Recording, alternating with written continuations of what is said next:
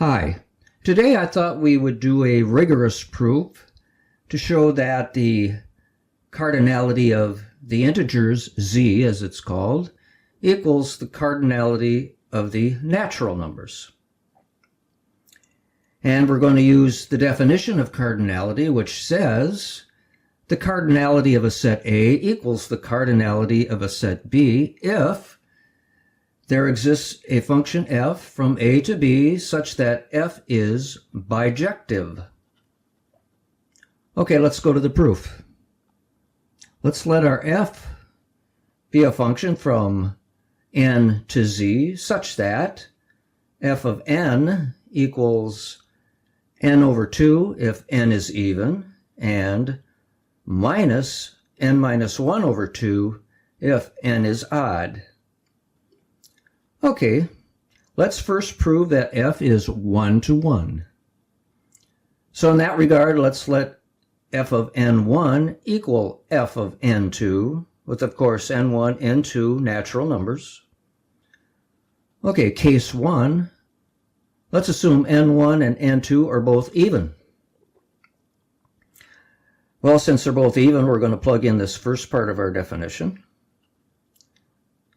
So this says n1 over 2 equals n2 over 2, which of course implies n1 equals n2. All right, case 2, let's assume n1 and n2 are both odd. Well, then we're going to use the second part of our definition here. So plugging that odd n1 and n2 into our test here will imply that minus n1 minus 1 over 2 equals minus n2 minus 1 over 2, which again implies n1 equals n2. All right, let's go to case 3. Without loss of generality, let's let n1 be odd and n2 be even. Plugging those into our definition implies that minus n1 minus 1 over 2 equals n2 over 2, which implies n1 plus n2 equals 1. Well, of course, that's impossible since n1 and n2 are both greater than or equal to 1, being natural numbers. So we have a contradiction here. So in other words, case 3 is not possible at all. In other words, in all possible cases, we have shown that f is 1 to 1. All right, very good. Now, let's go to the proof that f is onto. So let's let x be in z, any element of z, and of course we'll let n be a natural number.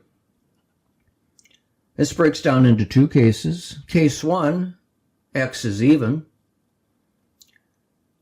And this breaks down into three subcases. So case 1a will have x greater than 0. So we can represent x as 2n. In other words, 2 times some natural number. Well, let's look at f of 4n. Well, 4n is even, and it's a natural number. So we can plug it in right here.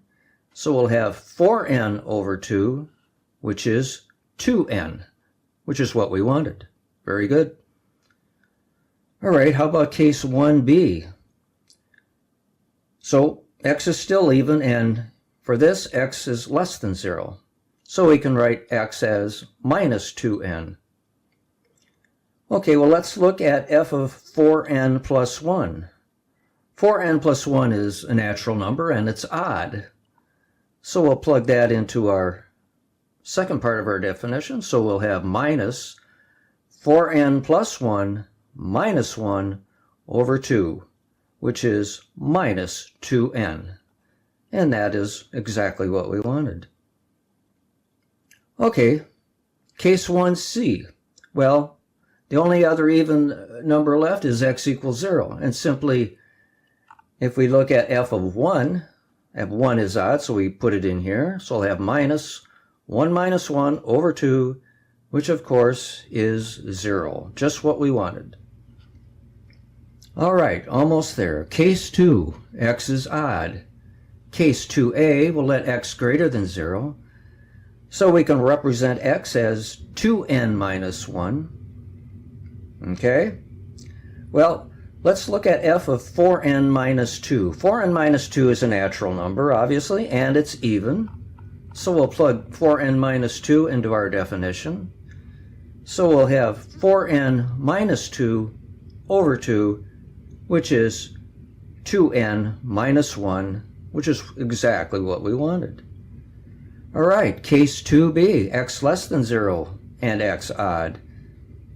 So we can represent x as minus the quantity 2n minus 1. Well, let's look at f of 4n minus 1. Well, 4n minus 1 is again a natural number, and it is odd. So let's go up here, plug it in. We'll have minus 4n minus 1 minus 1 all over 2. Well, that, of course, is minus 2n minus 1, which is what we wanted. And these are all the possible cases. Therefore, we have shown that f is onto.